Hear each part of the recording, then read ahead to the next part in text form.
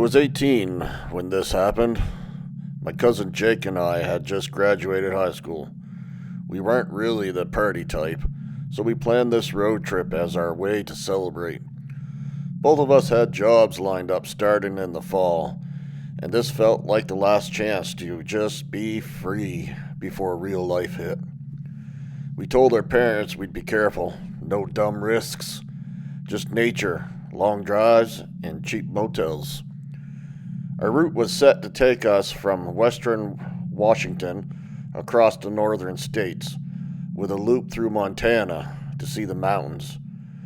We loaded up Jake's old Subaru, grabbed the tent just in case, and hit the road. The first couple of days were great. Empty highways, gas station snacks, and Spotify playlists cranked very loud. We stayed in small towns, met a few weird locals, but nothing felt off. It wasn't until day 4 that things started to shift. We were somewheres deep in Montana. Don't remember the exact town name, but we stopped at a diner for lunch.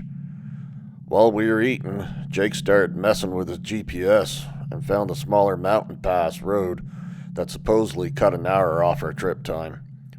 It wasn't on our paper map, but it showed up on his phone when we were briefly having a signal. The road started out smooth, just 2 lanes cutting through towering pine trees, surrounded by nothing but wilderness. It was beautiful, but quiet. Too quiet, really. No cars passed us in either direction for a solid hour. Then we stopped, needed to stretch our legs. There was this gravel pull-off overlooking a valley, so we parked and got out. We didn't say much, just took in the view. That's when we heard it.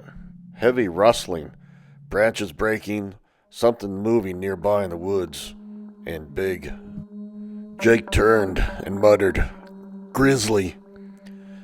We didn't see it, but it was close, maybe 30-40 yards. The sound of something breathing, not fast but deep and steady.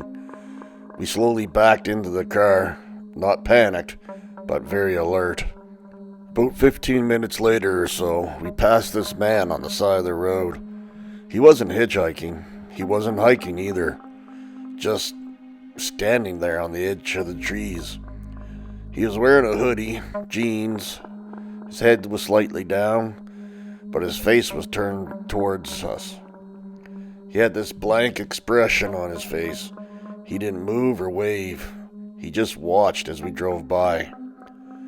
It gave me a chill up and down my spine, but I didn't say anything until we saw him again, maybe like 5 minutes later.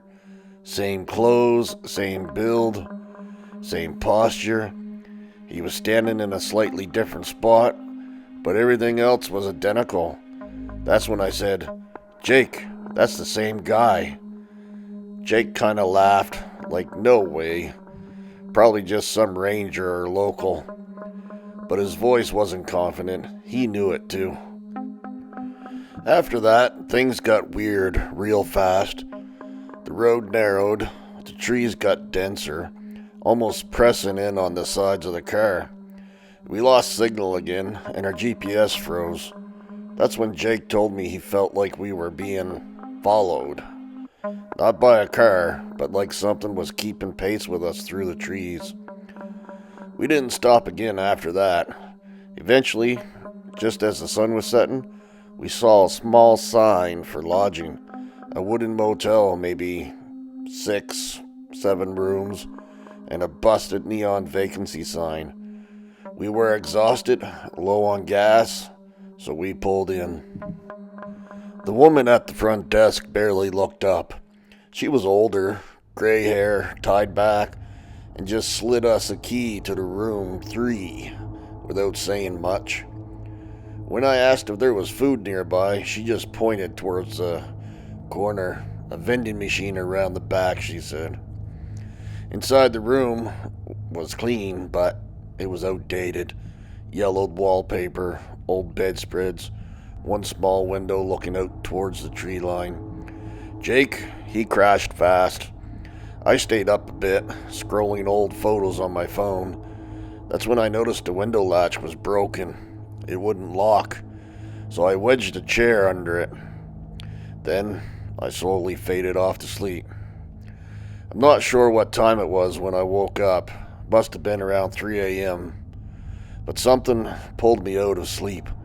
Not a sound, but felt like pressure, like the air was heavier or something. That's when I heard it. That breathing, deep and slow, right outside the window. At first I thought it might have been the bear we heard earlier, but it didn't sound like an animal. It was too rhythmic, too intentional. I sat up and stared at the curtain. Thin light from the moon cast a silhouette, something tall and standing just outside. Then it tapped. 3 slow taps on the glass. Jake woke up. He whispered, "What is that?" I didn't answer. I couldn't. My whole body locked up. The breathing continued for another minute or so, then stopped. We didn't move until sunrise.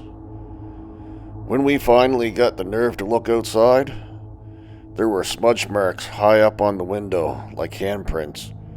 But they were wrong. Way too long. Fingers slightly curved like claws. But not sharp, just weird. We packed our things up, immediately skipped breakfast, and got the hell out of there. Straight out of that area.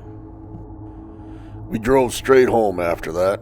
No more sightseeing for us. We barely talked about any of it the whole drive. Just this weird silence between us.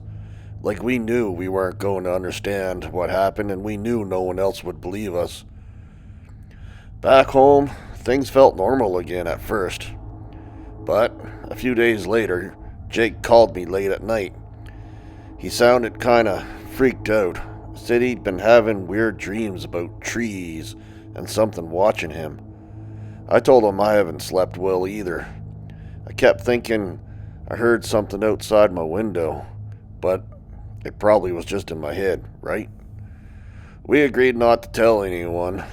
We didn't want people to think we were crazy or anything.